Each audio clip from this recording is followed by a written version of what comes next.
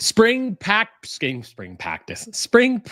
is officially in the books. Who had the best camp? Greg Gard and Luke Fickell added players this week. Have they done enough? I'm Rajeev, he's Justin, and that's Ryan and Nick. Here we go. Welcome to the Bucky Report, your destination for all things Wisconsin Badgers. Authentic takes. Oh my God. Game analysis. Touchdown Badgers! Ring one up! And discussion from the fan perspective. Woo-hoo! Thanks for joining us and on Wisconsin. Welcome to the Bucky Report. We are your hosts, Rajeev and Justin, back together on a Sunday evening to talk about all things Wisconsin Badgers. On today's show, after 15 practices, the spring season is officially done in Madison, which means two things. One, we can officially start the 4-month countdown to fall kickoff. And two, give out some spring football awards with the help from our good friends and guests on tonight's show. Luke Fickell is taking his shot at replacing at least some of the production he lost recently by adding 2 new players that will suit up in the Cardinal and White come August. We get into the arrivals of Davis Heinzen and Lance Mason.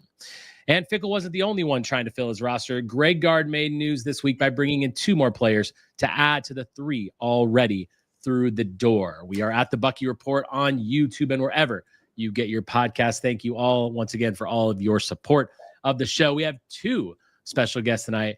Obviously, our good friend, host of Locked On Badgers, Ryan Herrings, and the one and only from 247 Sports. The Bucky Report proudly welcomes Nick Osen from 247 Sports. Nick, always a pleasure to have you on. And Ryan, we always are very excited. Where's the great Ryan Herrings? No, yeah, Nick has this, like, I don't need it, but can we point out Nick has this dramatic entrance and they're like, and there's Ryan. Cool. So I'll tell you what. I realized that Ryan actually doesn't like his. I don't. Which is why I didn't play it. But now that he said it. The Wisconsin Badgers podcast legend himself.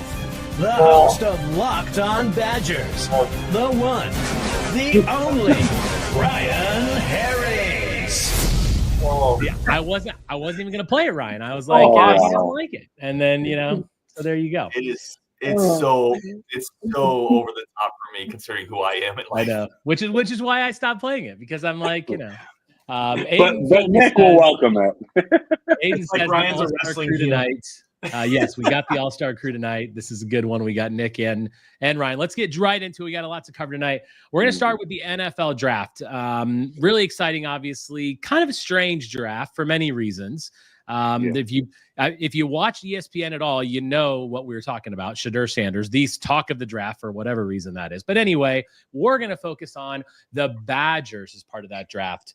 To quickly go over that, Jack Nelson, 7th round to the Atlanta Falcons. Hunter Wohler, 7th round to the Indianapolis Colts, Super Bowl champions 2026. Joe Huber, undrafted free agent to the Minnesota Vikings, and Bryson Green, undrafted free agent to the Arizona Cardinals. Justin, we'll lead off with you here on this one. How do you feel about this? Are you surprised that Huber didn't get into the actual draft rounds? What are your thoughts on the guys that were drafted? Not really. I think my perspective on this, I'm kind of shocked that Nelson went as low as he did. And same with Wohler. I would have thought they would have been in that 4th or 5th round range. So especially, I didn't feel like Wohler's numbers were terrible in terms of what his measurables were. So I thought he actually had a shot to go higher. Seeing as how the Colts have him listed as a linebacker, maybe they felt like he would outgrow the safety position, and that kind of made him a little bit more of a questionable pick for a lot of teams, where they may have looked at him as a guy that we don't have any film on him as a linebacker. It's a little bit scarier of a reach. Nelson, I don't know about you guys, I think chance he plays guard in the NFL. I'm not totally sure I'm sold on him as a tackle. He might otherwise move to the right side. Ryan, what do you think it says about this team that, and I guess to the extent back in the old Paul Chryst days, that we haven't had a draft pick until the 7th round, which is unbelievable, by the way. That doesn't happen with our teams. 7th round, 2 guys get drafted. But Minnesota Golden Gophers were going off the board. Purdue was going off the board. Illinois, Rutgers, all these Big Ten teams were going off the board, but we were not. What do you think that says? What does that say about this team right now and the recruiting classes that we had before? It says we're a 5-17. I mean, it's as simple as that. Like, the draft don't lie. And it's on everybody. The one point I make is I think people work too hard at times trying to figure out it's Paul Christ's fault or it's Luke Fickell's. It's on everybody. It's on the person that built the foundation. It's also on the person that's been rehabbing that house for the last 2 years. It's on the strength and conditioning department that's been here that hasn't developed these guys more. It's been on the transfer classes. And yes, it's also on Paul Chryst because these upperclassmen groups should be the groups being drafted. It's on everybody. And what it says is this team has to get back to developing that type of NFL talent because that's why you were 5-7 last year. That's why you don't have anybody above a 7th round pick. It's as simple as that. So that's what I think it says. It says this team has to get back to developing those guys. It's on everybody, but it's on Luke Fickell to fix it. Mm-hmm.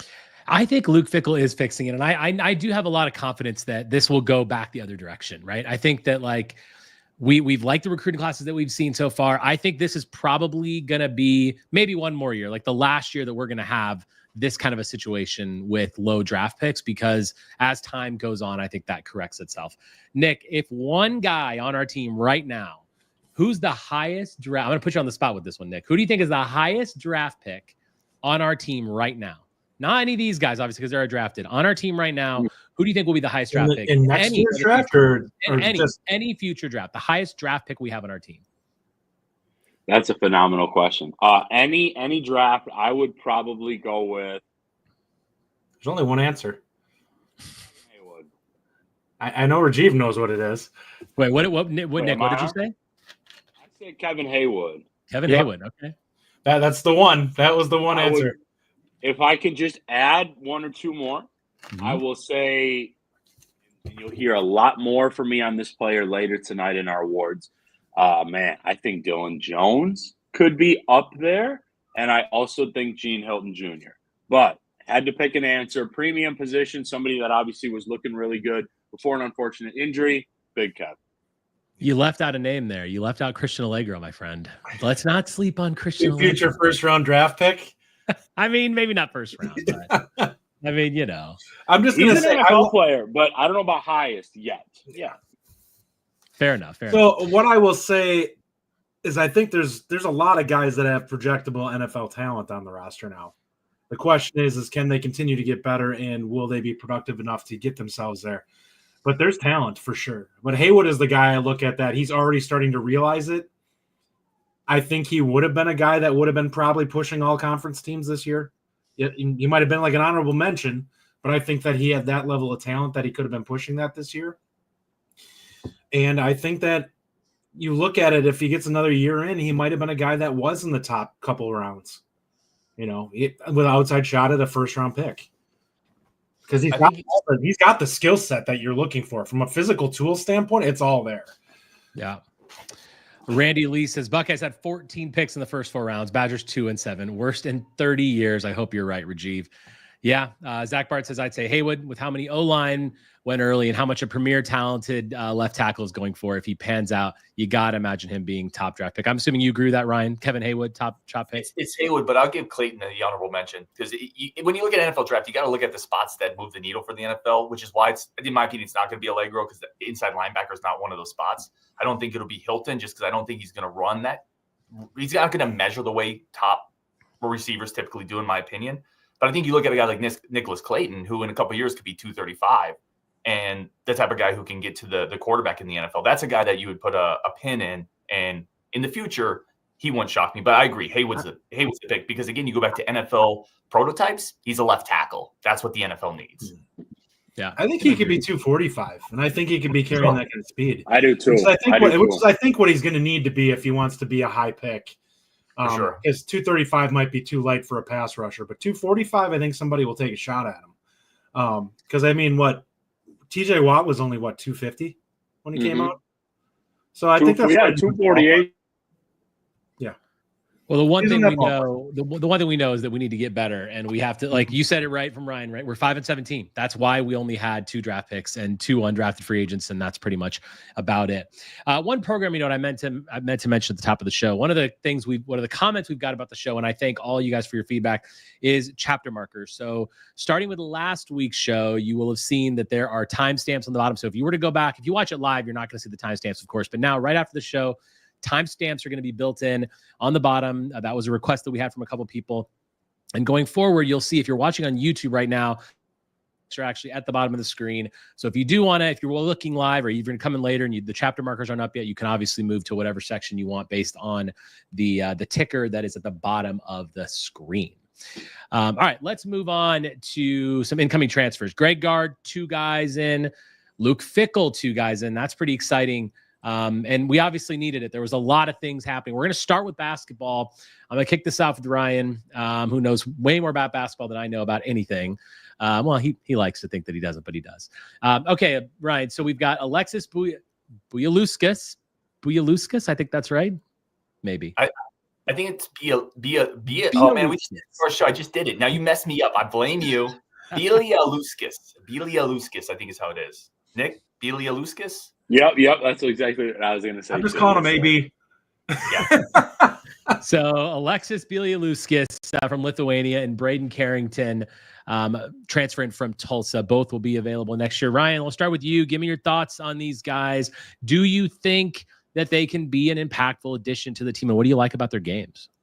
Yeah, I'll start with Bieliauskas. Watched about 70 clips of him offensively. I'll give you a really quick good and bad of what I saw. I think people should, have a little bit of expectations tempering. I don't want to be negative in this show. It may sound like I think they're bench guys that should hopefully be able to come in and help a little bit this year. Bieliauskas moves pretty well. Offensive rebounding, he'll go after the glass. He's pretty fluid laterally, so he can get out in the perimeter. He can drive a little bit. He's okay in transition. It's a decent shot. I do like him in the post. Synergy really likes him in the post as well with the right hand. So maybe someone who can replace a little bit of what Crowell left. The cons with him is it's somebody who the left hand's not there. So he fights to get to his right hand a lot of times. That's going to be Big Ten teams are going to see that. And then from a physicality standpoint, he struggled keeping people in front of him on the perimeter.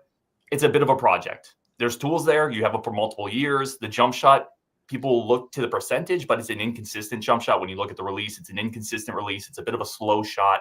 But there are tools there. He can move pretty well. I think it makes sense if you squint a little bit, but I don't know what kind of impact I would expect from Bieliauskas this year. Justin, what are your thoughts? I think any type of size that's willing to be physical and show some energy is going to help this team. And I think that he's capable of providing that. From an offensive standpoint, my expectations are very limited. But if he provides anything, that's great. But I think Ryan's right. I think he's pretty raw. There's some things that need to be worked on for him to be effective in the Big Ten. Because one thing I will say is most of the teams are just they're going to look at that scouting report and they're going to force him one way. And if he can't do anything with it, he's just going to be useless on the offensive side of the court because they're not going to let him get to his shot unless he just gets to a spot first and gets an opportunity, which, I don't know. He's not exactly a superior athlete. So there's going to be guys in this league that can absolutely beat him to a spot. Nick, do you feel like he's a good addition to the team? And do you think he'll get playing time in the next season? Yeah, I think, guys, those are pretty accurate descriptions. I think that he's somebody that will be potentially in the rotation, but I've got a little bit more to say about kind of an expected role when we get to the next edition, just because it felt a little bit more like a play now type of thing. Yeah. Whereas with Aleksas, I do think there's an expectation there. He can add a couple things. I do like his shot from distance. Hopefully he has a good summer off season and can bang a little bit down low. But I don't expect him to necessarily be like a top 5, 6, 7 guy right now. I'm getting increasingly frustrated with the fact that we don't have a guy that can be a defensive presence down low because we still don't have that on this team. We just don't. And I know that we're going away from that. We're focusing more on offense and all of our guys can shoot. And there's a lot of positives that go with that. But I'm okay with this guy, but I'm just a little bit frustrated overall. The other one added, Braeden Carrington. Nick, we'll start with you on this one. 6'4", 195 pounds. Started 19 games for Tulsa last year, averaged 27 minutes a game, 7.4 points, 33.6% from 3-point, with on some pretty good volume, 4.8 or 4.9 threes per game. Nick, do you feel like he slots in? Is he a starter? What positions do you like him in? Is he a 2 or a 3? Where do you feel like Braeden Carrington fits into this roster? So if you guys can't tell, by my smile, I think this is a phenomenal addition at this point in the cycle. Now, I know some of our readers were, maybe thinking they'd be able to land like another star type guy. And people have to understand there are obviously limitations in terms of like the money getting thrown around nationally, but also certain guys want to come in and have starring roles, right? There's the expectation Blackwell will likely be back. There's Nolan Winter. Nick Boyd is coming in to start. Andrew Rohde will be a fixture, and you could kind of continue to go on and so forth. Austin Rapp will be a major contributor. And so, checking in around this recruitment, but also speaking with Braeden the last couple of days and doing an interview, you talk about a team-first mentality, right? And somebody that just is going to play however much is available, which I've got him guys slotted in as like the sixth man, an older guard. He steps in and he's going to be one of the best defenders on the team. Rajeev, you talk about kind of the defensive post presence. I agree they're still kind of looking for that. However, when you get good wing defenders out there, that, of course, makes things tougher to kind of get to the post, drive, things of that nature. Really good addition. From my understanding, there were other opportunities for him out there, more playing time, potentially more opportunities, being more of the guy. But, look, this guy wants to be part of a winning culture. He wants to have a role and just work. And so in terms of those situations and characteristics, truly, Rajeev, I love it. I don't have him slotted in as a starter personally. I'd probably say that sixth, seventh man, you're looking at probably 17 to 20, 21 minutes and maybe some games against like a good Big Ten backcourt. But great find and great addition from Gard and the staff personally. Ryan, you've looked at his synergy stats. Tell us what synergy tells you about his game and how you sort of see him slotting into the conference. Yeah, it's interesting. I've been watching some film on him today, actually, and I think Nick, no surprise to anyone, made a really good point about the perimeter defense upgrading. It's one thing I've said a lot. Like, you don't need rim protection as much if you have better wing defenders, and that you can solve that inside defense in a couple ways. Longer defenders also makes it harder to enter the post, right? And this is a guy that gives you 6'4" length, good size. Synergy doesn't love him defensively last year. Now, I will say I'm a big numbers guy. I like Synergy. I like Pro Football Focus. I've also always said it's part of the puzzle. It's not the full puzzle. You got to see the context behind those numbers. Also, don't dismiss the numbers because those numbers are real, but Tulsa wasn't a good team. So you can really easily fall into a bad defensive ecosystem, and then your numbers get drugged down by anchors around you. I'll tell you, watching film defensively on him, isolation defense, he's pretty good. Like, he will take physical guards, those guards that have given us trouble. He'll take the bump in the lane. He won't disengage. He'll stay on them. He'll be really tall and physical. He's good defending at the rim. He's good in isolation. It's some of the other action that gives him trouble. Navigating him around ball screens. He's not great there. And you can watch it on film. He gets stuck on ball screens. Quickness defensively. He has a little bit of an issue there. His closeouts, he closes out a little cautiously because I think he knows that foot speed isn't elite for a perimeter guy. So I think you're going to see a guy who understands his limitations and his strengths. He plays to them. He plays with length. He uses that length to get into people's shooting spaces without giving himself up from a quickness standpoint. So I think it's a solid defender. I would be careful calling him a lockdown guy because I don't know if he has the foot speed for that. But the one thing I really like that I've been thinking about in my head, and I actually I tweeted about this at like 1 a.m. because I couldn't sleep. I'm like, gosh, I think the Badgers could be really switchable this year. And I think that's what, if you look at this type of pickup, right, he's 6'4" with size and some strength and toughness. And then you have Blackwell, who's tough and a size. You have Winter, who's athletic. You have Rapp and Rohde, who are long and athletic. Then you have Nick Boyd, who's 6'3". This team could be so switchable 1 through 4, 1 through 5, that it could give teams nightmares as they try to go through their actions. And I think that's where this particular pickup could really fit into the defensive structure that they're trying to build. Yeah, one thing I liked about him was his size, the 6'4", and he plays a little bigger than his size even too. I think he looks like a matchup nightmare at times, which I think is a really good thing to have. And obviously we're not replacing John Tonje, right? Like that's not that production's not going to be there. But if you look collectively at who we've added here with Rohde and Rapp, and obviously Nick Boyd, who's got Final Four experience, who certainly probably is the premier guy out of that group, I think it's a good add. Justin, do you like this guy? How do you feel like Greg Gard's done overall now? Are you pleased with where we are as a complete unit now heading into next season? I still there's some things that I need to see with regards to the interior defense that is a little scary for me, because my gut instinct is that good teams are going to just absolutely gut us on the interior.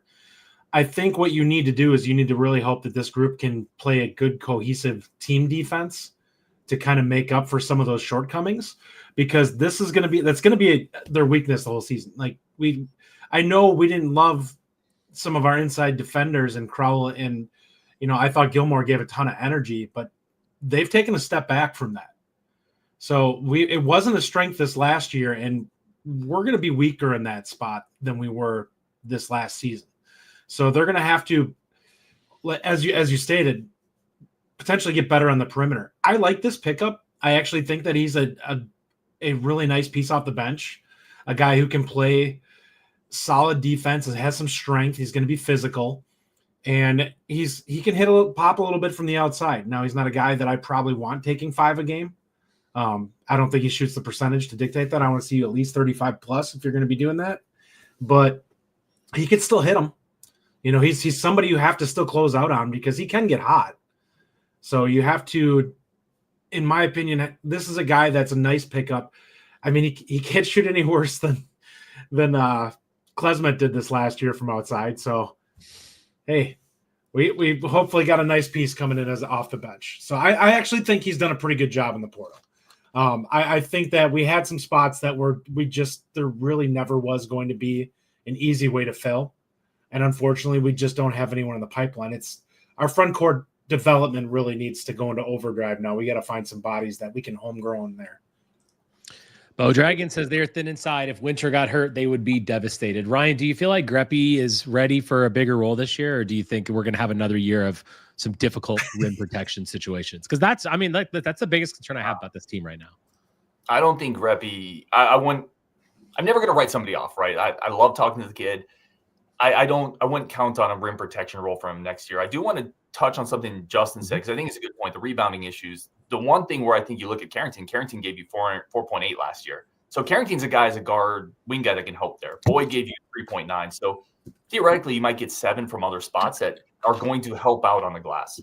It's not going to help you out interior defensively, but those guys will help you on the glass in other areas, which I think is a nice bonus. But no, I'm never going to write a kid off. He's young. I would not personally count on Greppy for a big role next year, though. Yeah, I mean, it's something that I feel like we're going to talk about all this offseason. We're going to talk about it as the season starts. And I hope that we've got enough size and athleticism to sort of make up for that a little bit, but it's definitely going to be a bit of a difficult situation. Let's move on to football. Luke Fickell's also brought in a couple good guys. So obviously we talked about last week, Kevin Heywood out with an ACL injury. By the way, just so you know, my Indiana Pacers are whooping up on Justin's Milwaukee Bucks. Actually, now it's only 12 points. Sorry, bad. Anyway, we'll see. I sold on that team before the season started. So, all right. So we lost Kevin Heywood. We lost Tanner Koziol. We needed to replace them, and that's exactly what happened this week. Offensive lineman Davis Heinzen and tight end Lance Mason. Nick, I'm going to start with you here. You're the guy that covers this a lot. Tell us what you know about these guys, what you like about these guys. And again, we know we're not getting starter replacements here because Tanner Koziol was a starter and Kevin Heywood was a starter. Do you feel like these guys kind of slide into that? How much of a drop in production is this? And what do you like about these guys? Yeah, I'll start with really the tight end in Mason. Now, I'm going to be honest. This may not be much of a drop, quote unquote, because we never really got to see what Koziol was going to do at this level. I mean, I'll be honest. Obviously, he's gone now. And, you know, from what I saw, there was not that level of kind of popping at practice and things of that nature. I think it really was a big step up for him. I do just want to say that. But Mason, you know, I think he's somebody that will be comfortably in that top rotation. I mean, from what I saw, I've talked to all you guys, including in my writings, Ashcraft looks like a 1 to me, I'll be honest. So I'm not so worried about that. But Mason, really a good size, really good receiving tight end, put up terrific numbers last season. I think he's a good fit. You know, they were in on a couple tight ends, and I just like kind of the fit here. A couple other good schools, good power conference schools in the competition. But Heinzen, you know, I'm fortunate I got to speak with on Saturday before that really got rolling, a Wisconsin kid. And from my understanding, just checking in and obviously speaking with him, he'll be in the mix at left tackle. I know that some people on my board were asking kind of what that would look like. I don't get the sense he's just walking in expecting to be guaranteed anything, but also Wisconsin's not just making this move just to make it. You know what I mean? So he will be in the mix. He's got good experience, really good athleticism, was recruited as a legitimate 3-star tight end out of Wisconsin. He's coming home, and I think this speaks to, and with all you guys, all the shows we've done, this is not a surprise, whether we're talking about Kevin Heywood, Casey Robach, AJ Blazik, but the O-line room is in a really good place, and I don't just mean players, but culturally and kind of bonding, and that's something that he garnered and really grasped within 5, 6, 8 hours of being on campus. So I think those are all good things. I don't think you're necessarily looking for either of those guys to come in and be first-team All-Big Ten, but in terms of seeing them on the field, helping with some of that production and stepping up when guys have been out, I really like the additions. And obviously they added to the quarterback room week and a half ago or so when we talked about that off the show. I think they're being really smart, and I think it also speaks to where the culture of the team is right now, guys. Sure, we would all agree, no real huge surprise departures from football this spring. Nick, I want to ask you one question. I know, like in recent media availability that Luke Fickell had, he did talk about it. We talked about it. I've talked about it with Ryan and Justin. I want to get your take on Brunner potentially moving out to the tackle. I know he did that a little bit of practice. Luke Fickell brought it up at his last media availability. Do you feel like that's something that's an actual possibility? Or do you think he's going to end up staying at guard and we're going to have Heinzen / Nelson really starting at tackle? Where do you see the Brunner out to tackles discussion?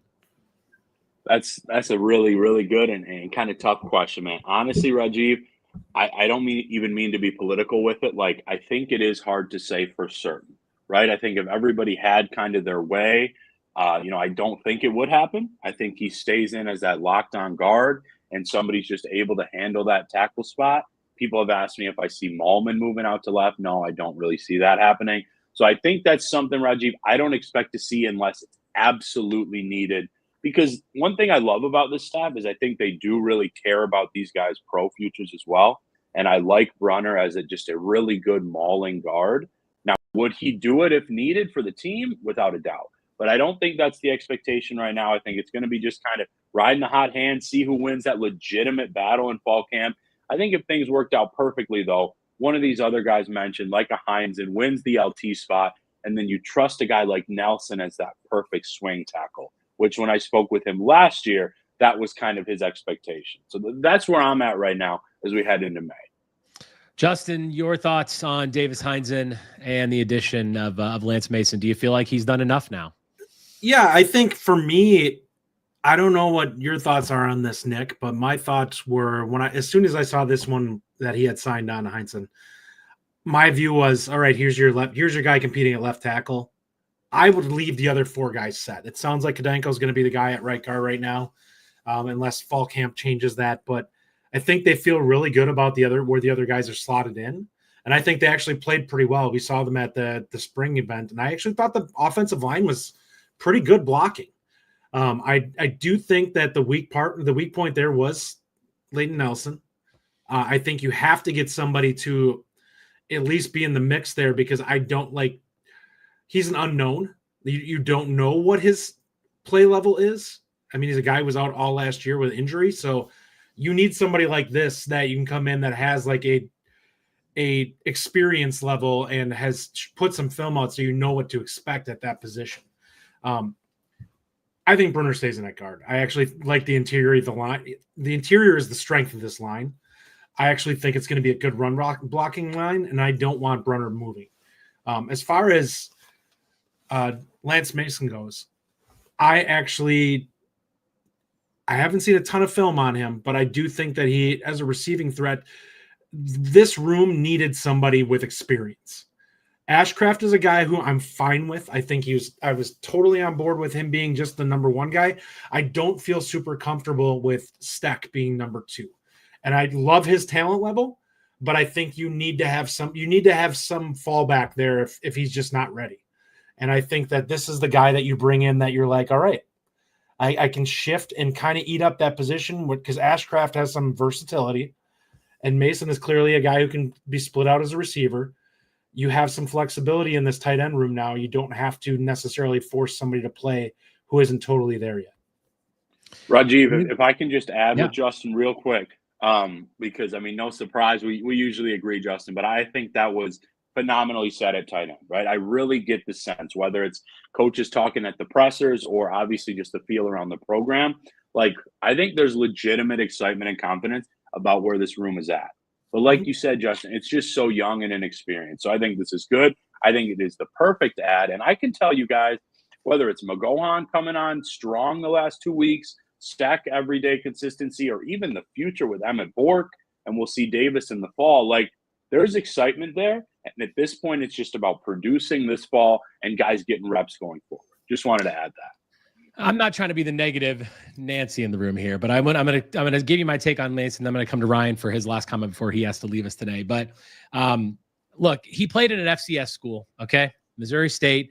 He had 2 solid games last year against Indiana State and Ball State. Ball State against Tanner Koziol.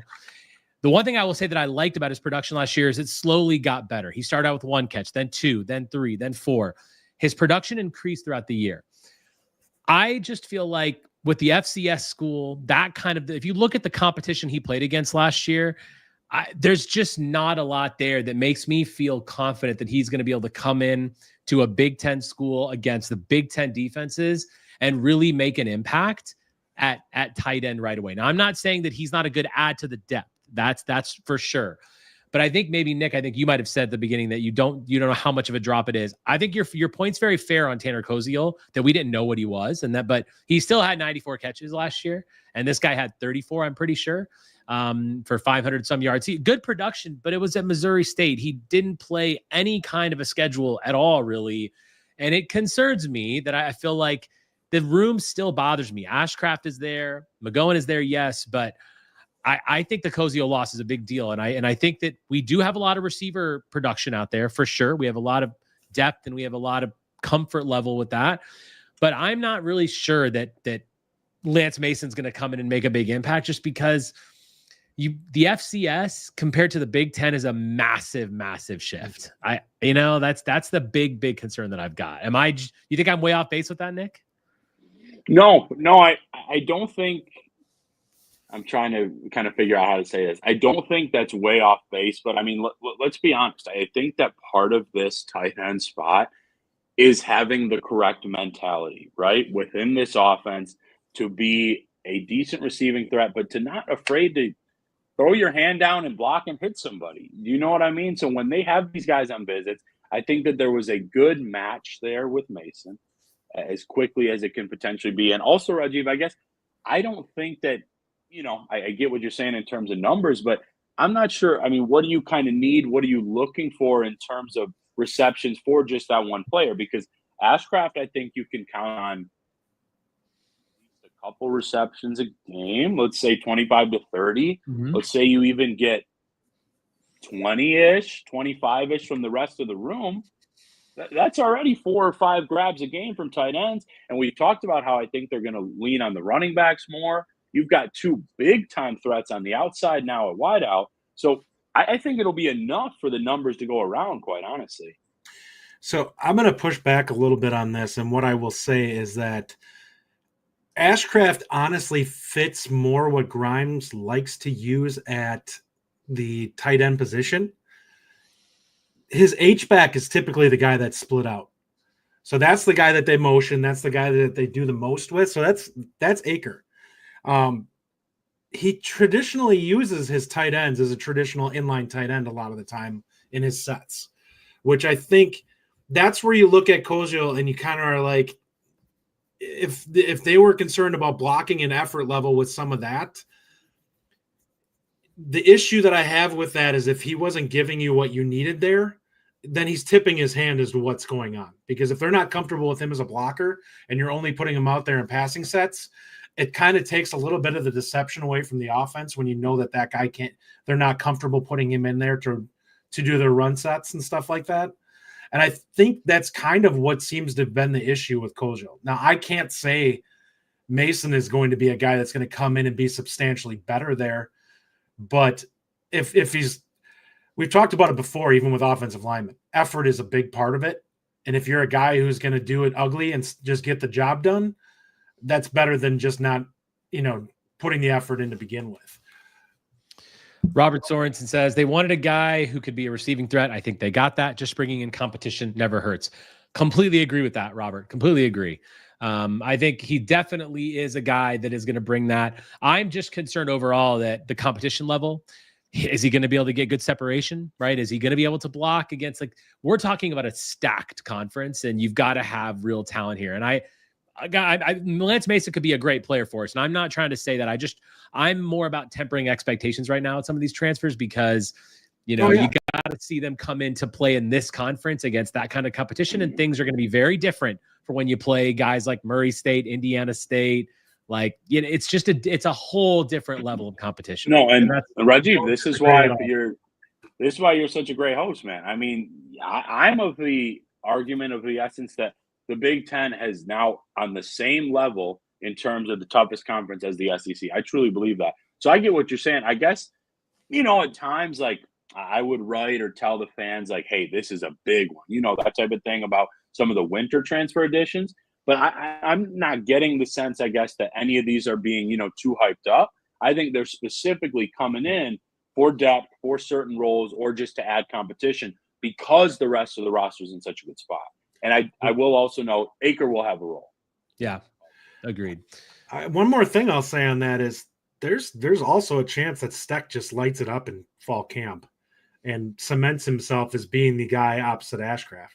Yeah, he looks athletically. It stood out to me just even watching him in motion, how fluid he is moving.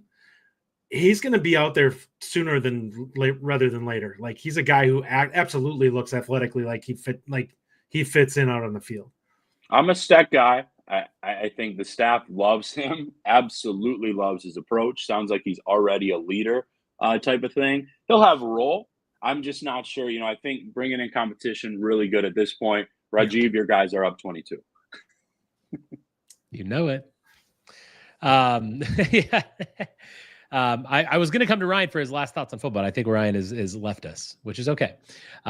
Justin, are we done? Do you feel like we need more? Or are you comfortable at this point? Let's assume now that we're done losing people. So, are we happy with where we are?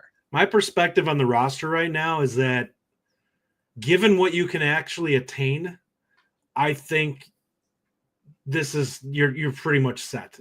Because realistically, if we were going to say what we would conceivably ask for, we'd be asking for known quantities at positions of where we have a need. You'd be looking at a wide receiver who's a legitimate stud. Like, they're guys that you're not going to go out there and just find. We're looking for depth right now. We got two guys that are depth pieces, which I think is pretty much what you can expect. So unless you have somebody that is a gangbuster starter, which Wisconsin's just not typically going to be in the running for, I think, you're probably saying, all right, we feel pretty good with what we had. We got a good spring out of everybody. We had some good growth. Let's continue to work at it, and hopefully things really come together in the fall. Nick, our resident insider, do you feel like are they done? Do you have any other information that you can share with us about how far do you think they're going to go, or you think the roster's pretty much wrapped up? Yeah, I did drop a note on the VIP board over the weekend. I will say, just because some of the stuff has been made public with tweets and things, I'll speak on that. It wouldn't surprise me if they continue to just look at potential experienced depth at wideout, just because some of those visits were made public last week. Like, cool speaking on that, but otherwise, I mean, not just being boilerplate or diplomatic, guys. Like, I can tell you, and I think my messaging has been very consistent the last couple months, whether this show, Ryan's show, texting with you guys, or obviously our website.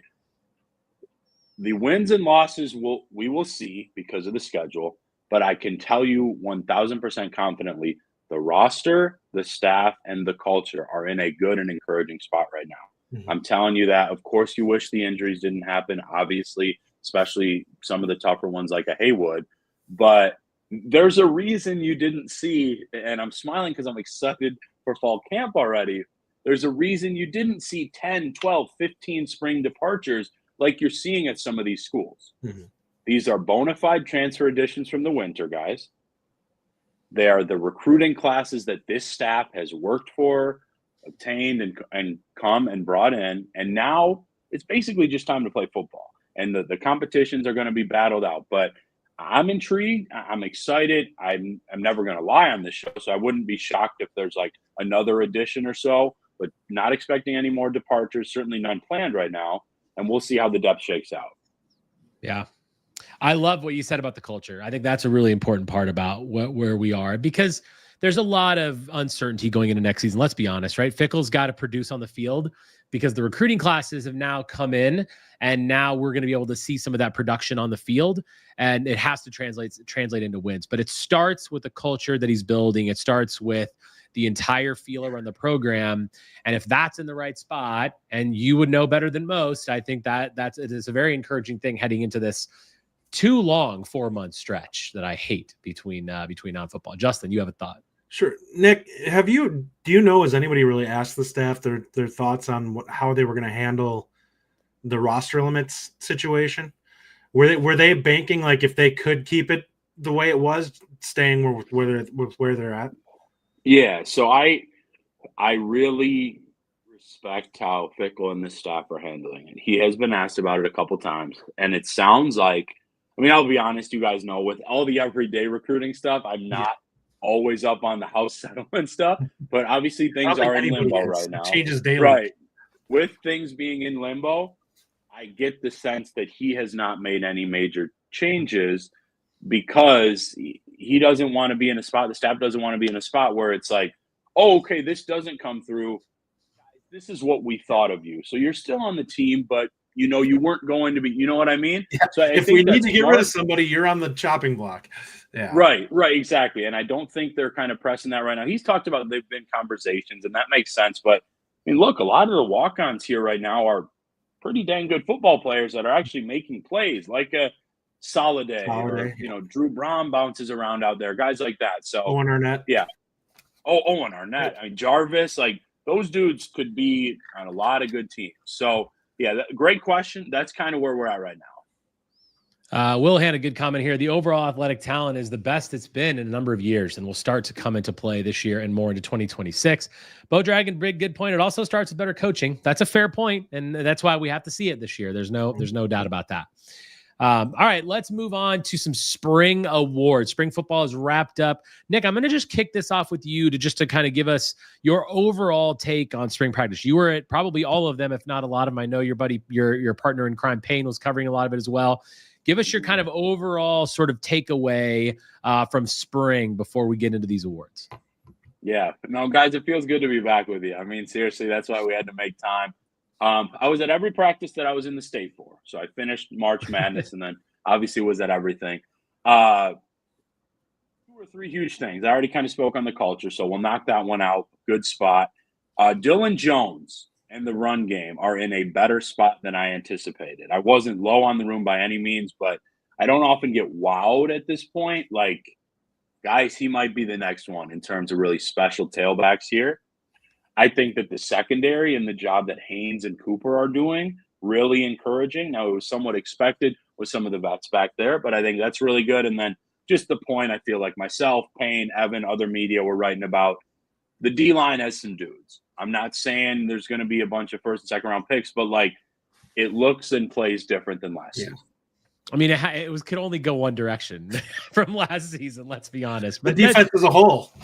Well, yes, and I think that it's a fair point because we needed size, we got the size, so hopefully that translates. We're gonna do some spring awards, just a couple things, some superlatives to go with the end of spring practice.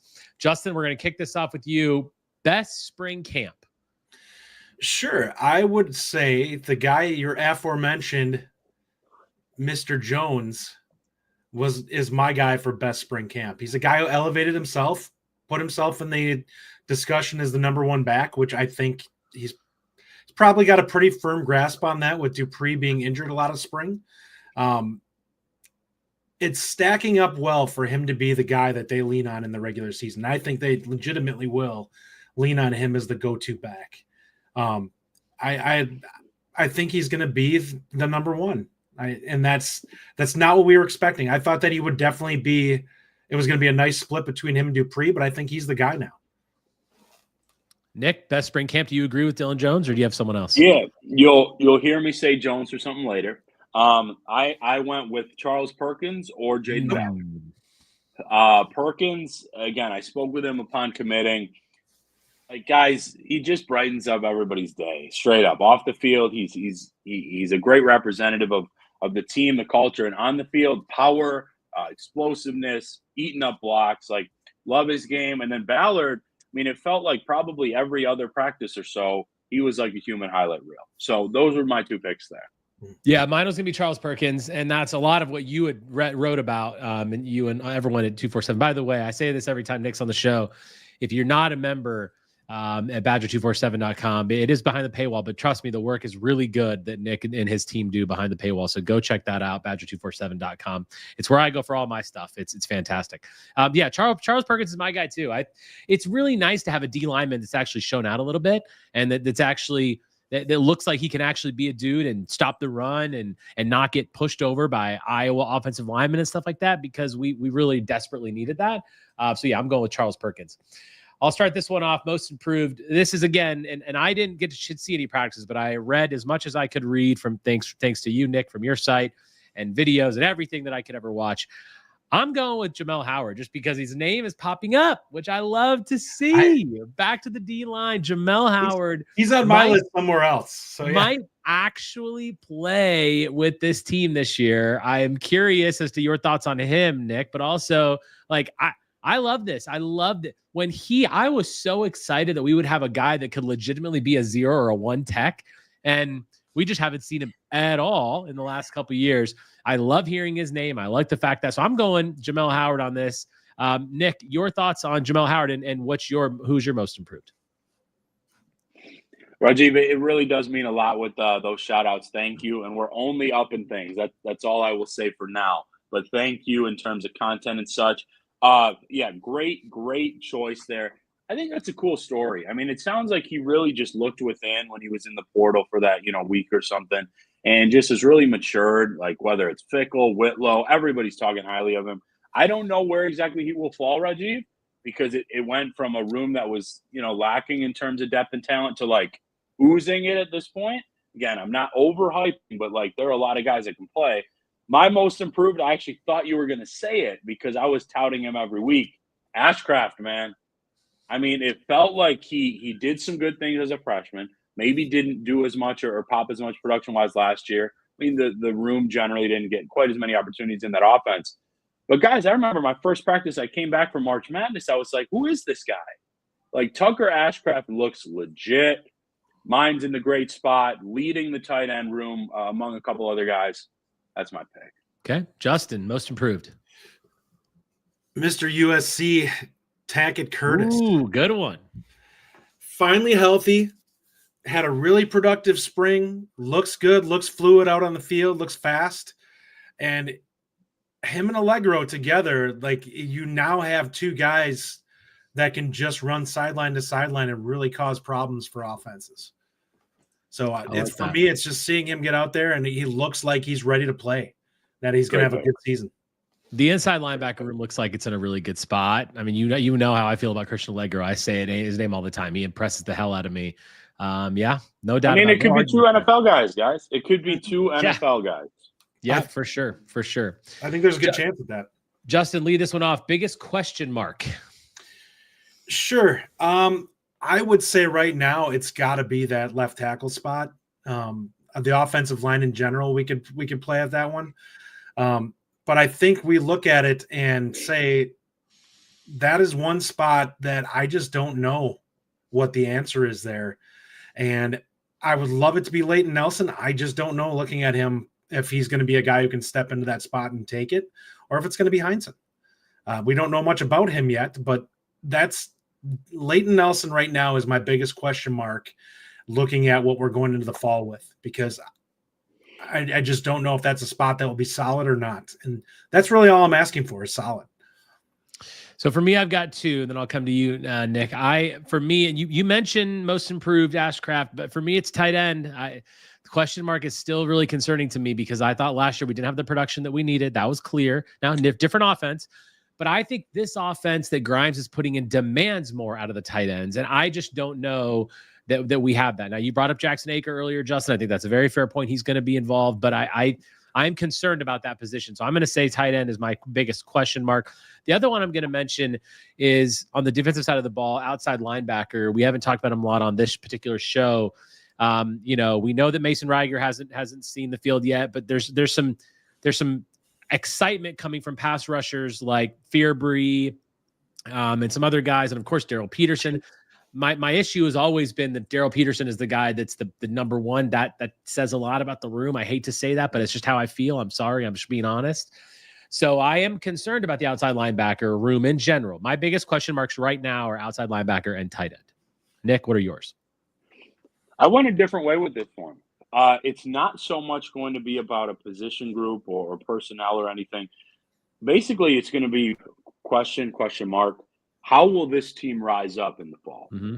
Because they just went through a spring, knock on wood, not perfectly, but pretty healthy. I would tell you, and again, I'm fortunate to be at these practices talking with the guys like 7, 8, 9 good practices in a row. You could take really good things from both sides of the ball. So to me, it's less about a group and more just, okay, the culture's in the spot, the talent's here. How are they going to excel and show cohesiveness and put it together? Because we've talked about a big year, big fall. To me, I still think they're going to be primed for some success, but I do think you need to see one of those marquee wins this fall. All right, Nick, you lead this one off, Nick. Biggest surprise, could be positive, could be negative, anything you want. What's the biggest surprise this spring? Yeah, so I'm happy to say this because it's a positive, and I'm so fortunate to have gotten to know a lot of these guys. The amount of class of 2025 early enrollees that I swear to you, I would feel comfortable if they saw the field on a Saturday this fall. I really, really would. And I do think you'll see some. No, not necessarily starting or all Big Ten. Not saying anything crazy like that, but I looked through this list as we were prepping, and there are probably 7 or 8 guys that showed me enough that in the third quarter of a one-score game, I would trust in a series. So that was it for me. I hope you guys remember, because we did that awesome signing week show. And I said, I swear I said, I believe the ceiling of this class is as good as 2024's. I said that last December. I've stuck by it. But now I'm feeling pretty good because the 2024 guys are now, obviously stepping up, and many will start. But the fact that I could go from Dean to Emmerich to Clayton to Catalano to Hilton, and you don't even have Posa or Jalen Williams or Sam Leteju here yet, guys. The 4 stars here yet. Exciting. So buckle up. I like that one, Nick. All right, Justin, biggest surprise. Yeah, we mentioned him earlier. It's Jamel Howard. He was a guy that was much maligned by the fan base as somebody who they felt should be on the field and playing last year and finding a way if he was the type of player that people expected. I think that it was a really good offseason for him in terms of getting his head right and realizing what he had to do. He's clearly made the changes to his body. He definitely looks like he's a much more slimmed down, a stronger looking guy than he was a year ago. And it's clearly starting to affect his play. So mentally, he's getting himself together. Physically, he's getting himself together. And I look at him like this. He's going to be in the mix this year. Next year, he's primed to be a starter. So he's a guy that could absolutely – or at least the 2 deep. Yeah. At least the 2 deep. You look at it next year, we don't have a lot of guys that we can look at as zero techs. Is Perkins a junior or is he a senior? He's got 2 years, my guy. Yep. Okay, 2 nice. years, you bet. So, okay, that changes things a little bit. But, hey, worst case, you're swapping him and Howard as your 2 guys in the interior, because I think we would look at most of the other guys that are younger guys are not necessarily playing that 0 or 1 tech. No, Jamel looks good. Those 2 other guys. All right, so for me, I'm going to say I have a surprise, and I have one that I'm not surprised, but it's a surprise to a lot of people. It wasn't a surprise to me. Eugene Hilton is my guy here because you expected this. I expected him. Listen, I remember a show that 3 of us were on. We have been Hilton guys. Yeah, where both of you two tried to sit here and tell me that Cam Miller was going to be so much better than Eugene Hilton. You remember that? I wasn't on that show because I saw Hilton 4 times live. I never said that. All I know is Eugene That's Hilton. for sure. I have been so my top 2 guys in this class, very clear for a I think long we time. need to go back and get this tape up. Yeah. And Hilton, I'm not surprised that Hilton's playing so well because I think he's going to be awesome. My actual biggest surprise is Jaden Ballard, and Steve Kneebone agrees with me. I would say Ballard. Look, when you get a guy from Ohio State that didn't play at Ohio State very much and wasn't really highly thought of at Ohio State, went in as a 4-star, now as a transfer 3-star, you just kind of wonder, is he really going to be a guy, or is he just going to just sort of fold into the mix here? And he's come out with something clearly to prove. Looks like he's playing with a chip on his shoulder from everything that I've read, and really, really excited about having another boundary guy opposite Vinny Anthony now in Jaden Ballard. It's a very pleasant surprise. I'm really happy about him. I want to get your take on him, Nick, real quick. I mean, you obviously saw him quite a bit. He seems like he really can be a bona fide boundary guy. You look at Vinny Anthony and him, and then Tretch in the slot. I mean, that's a solid starting receiving core. It really is. Just for the record, okay, I was not on that show, but I swear, man, I missed it. But no, straight up, Rajeev, like it didn't take me long, I guess, to no longer be surprised, right? Because this kid can play, absolute chip on his shoulder. Like I remember, one practice, he like, stepped on his ankle or something. It looked like people were like, what's going on? And he walks it off. He's back out there 2 plays later. Like he's on a mission. I don't know if I just need to see more to say if it like NFL talent and stuff, but he's not just a speed guy. He's coming down with some contested catches. Like I remember the 3 touchdown day. Fortunately that Badger football account tweeted out his scores. Like 1 or 2 of those was maybe a little underthrown, but he comes up with it. So great pick. I love. That was a great one, Justin. All right. 2 more here to quickly finish this out before we end the show today. No, I lost my thing here. Justin, where did he go? Someone who we thought was kind of locked and now isn't really mentioned. Where did he go award? Who is this for you?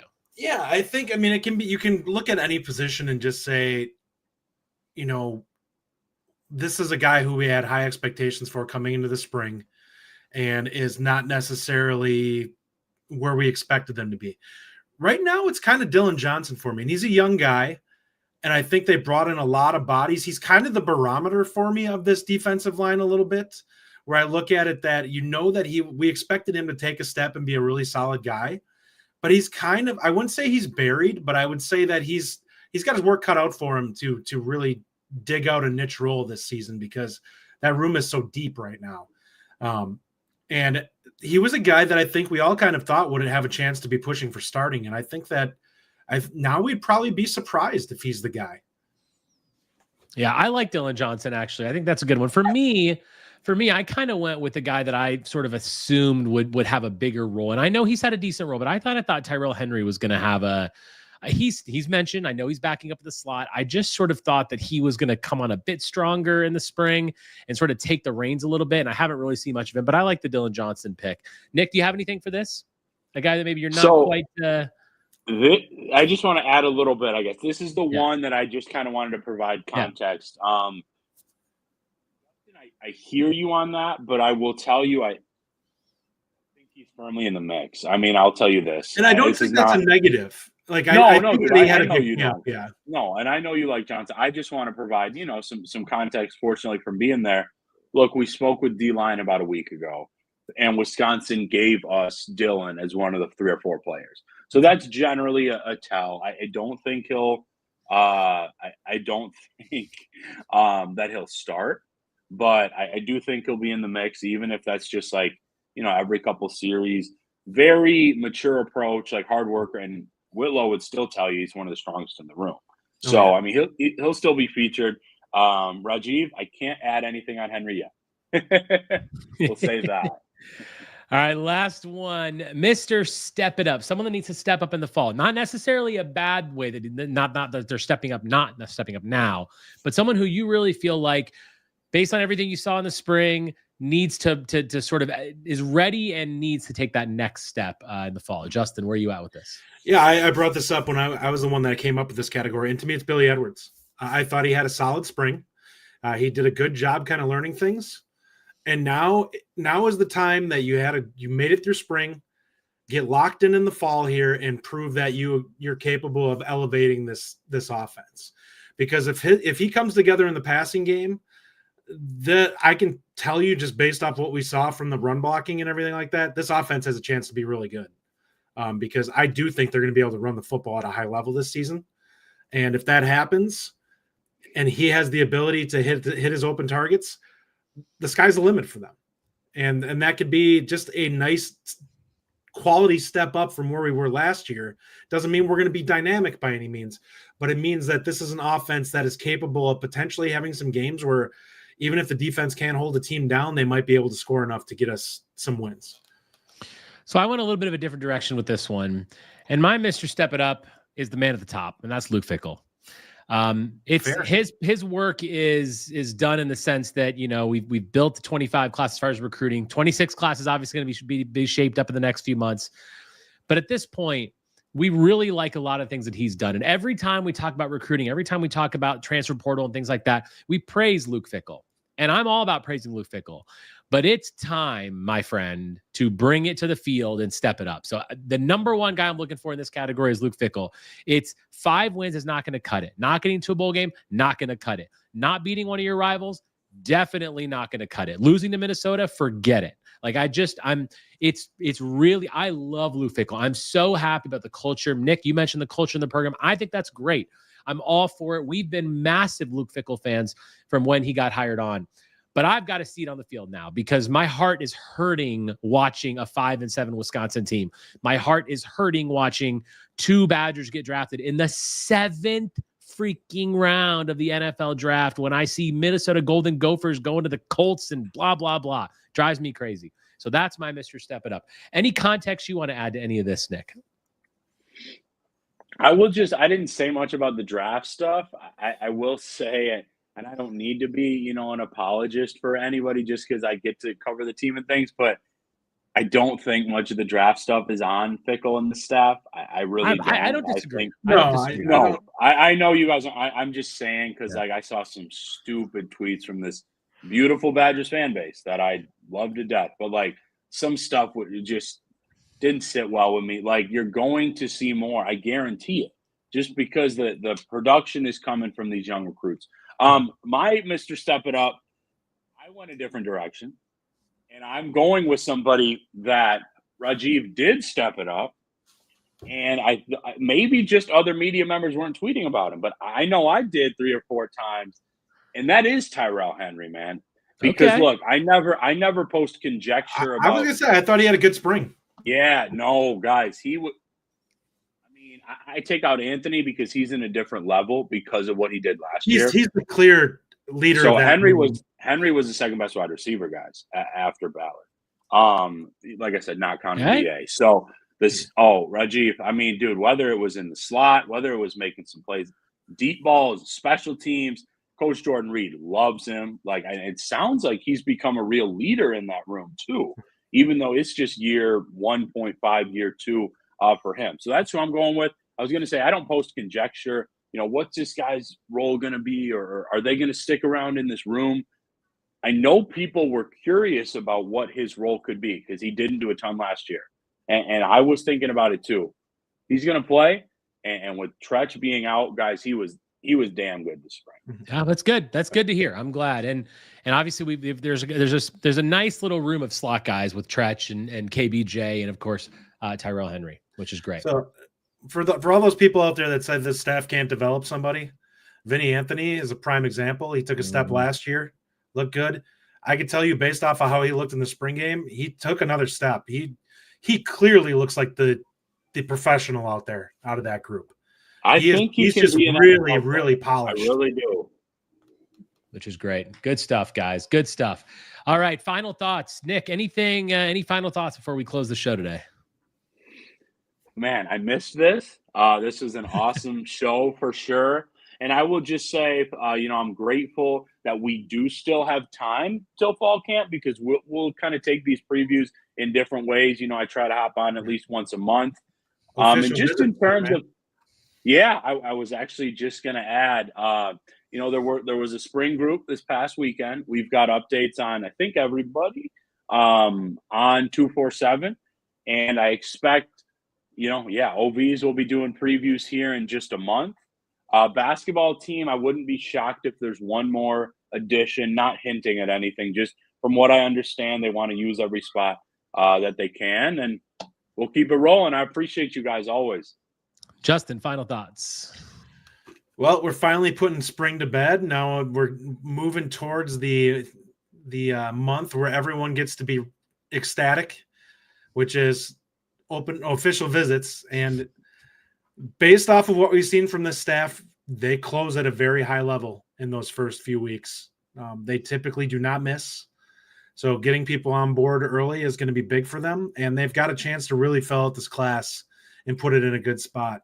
My outlook for 26 is that it's probably going to look like a step back from what we've seen, but I feel like this is a staff, this season is kind of filling out some of the spots that really add some talent to this roster. They've got some really nice pieces that they're in on. We just talked about, Nick and I have talked about him plenty. Pettit, you get Mari Latimer. Like, those are guys that you put into this roster and you suddenly have some, it may not be a top 25 class, but there's going to be some pieces mixed in there that are really high-level talent guys. The 4-month wait begins now, right? Because it's 4 months until fall. I can't wait to football season, but we've got so much stuff coming up. We're going to break down all of our opponents throughout the summer. We're going to do all kinds of previews, but now officially we can look to fall camp and really kicking things off. Thank you so much for joining us, Nick Osen. We appreciate it. All of the expertise that you bring in and the great work you do over 247 Sports. With that, we will be back again next weekend, as always, on Wisconsin. Thank you for listening. If you enjoy the show, subscribe to our YouTube channel at The Bucky Report or The Bucky Report Podcast from wherever you get your content. Until next time, on Wisconsin.